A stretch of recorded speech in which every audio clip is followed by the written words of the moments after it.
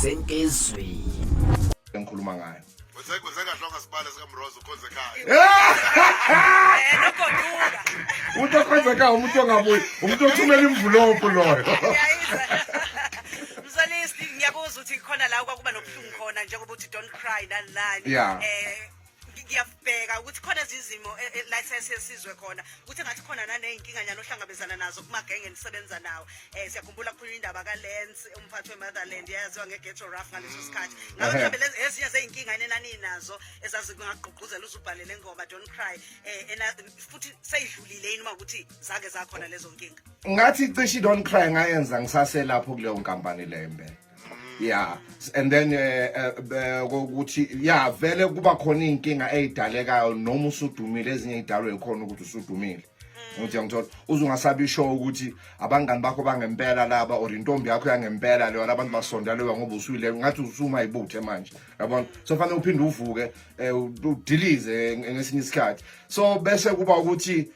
kufika iminyaka la kufanele ubuyele emuva kufanele ukhulume nabantu labo mhlambe naneyinkinga nabo ngoba lento esibiza ngesilungu intellectual property kuba nezingoma ethize nomsebenzi othize osele emuva kufanele ukuthi ngeke kufanele niphinde nihlale phansi labo bantu ningasazwani nabo nikhulume ukuthi engomeni ethize nomsebenzi othize senza kanjani ngoba ngokomthetho une percentage elithize mangingathatha nje le iprogram ebidlala umdlwembe ibidlala SABC kunabantu abaningi kufanele ngibuyele emuva ngikhulume nabo ngoba ngokomthetho kufanele ngikhulume nabo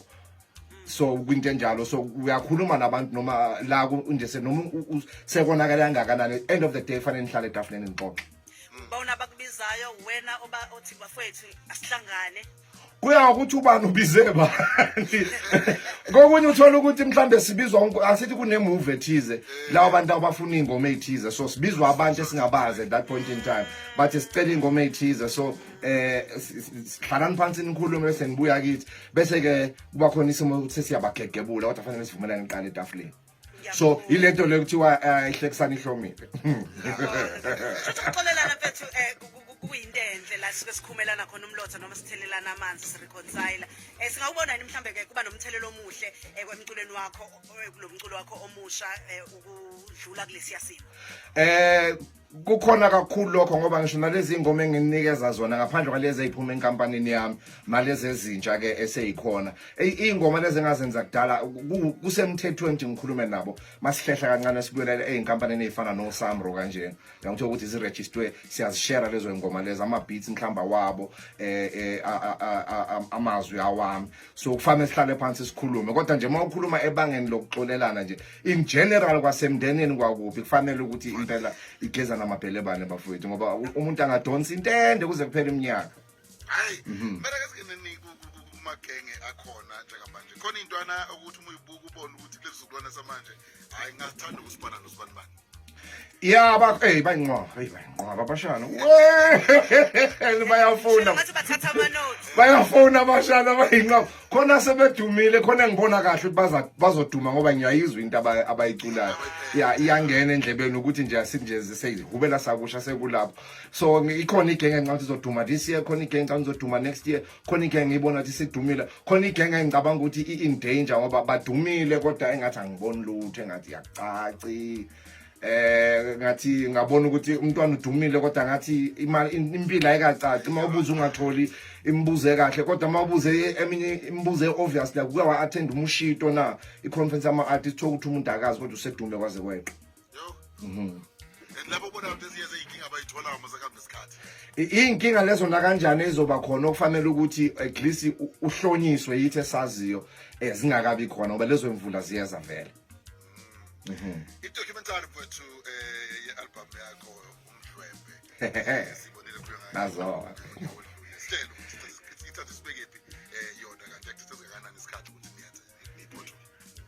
le ngicabanga ukuthi documentary yes3 khona uhambo the journey part 1 uhambo the journey part 2 and then ikhona le documentary so emva kweminyaka ethize ngishuthi documentary update public ukuthi ngikuphi nokuthi ngiphuma kuphi negenge entsha ukuthi yazi ukuthi singobani because mawucela abanye abantu benze le nto le abakuzwa kahle so ngcono udonsa ama camera akho uhambe uyozenzela so bengixoxa lelo daba nanokuthi khona izinsizwa vele bengikhumbule ngaqala nazo sebancane esikhula nazo ku hip hop na ku kwaito bengifuna sibe khona kulelo documentary ngase ngishutha kanjalo into esemqoka ukuthi fanele abantu bazi ukuthi masishutha lo msebenzi lo siyawu-owner as abantu base-TV so yifala abantwana i-intellectual property leyo so abantu abancane abaculayo bengizosuggesta ukuthi bafethu ake nithenge namakhemera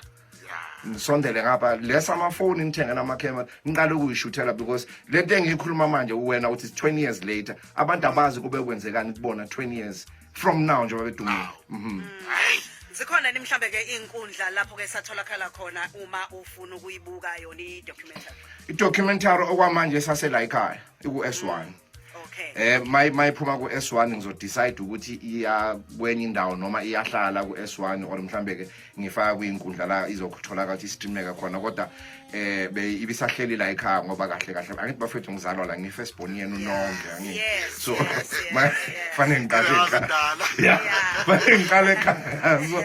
bengena choice Nkosana siyakuzwa yebo imidlalifa indaba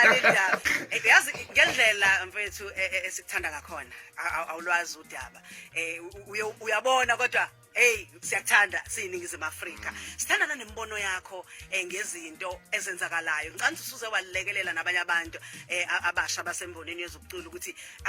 azi ukuthi kwenzakalani ezweni sakhile kumanje nje kade senzani kade sivoda uyabona into le sikwazi thina njengomuntu wena onembono izinto ezithile ezisuke zenzaka ezweni esiphila kulona ngabe usibona kanjani ukuthi isimo sezombusazwe seningizimu Afrika mayisehlisa ivoice kanjena ubugaba hayi ibucayi kakhulu leyo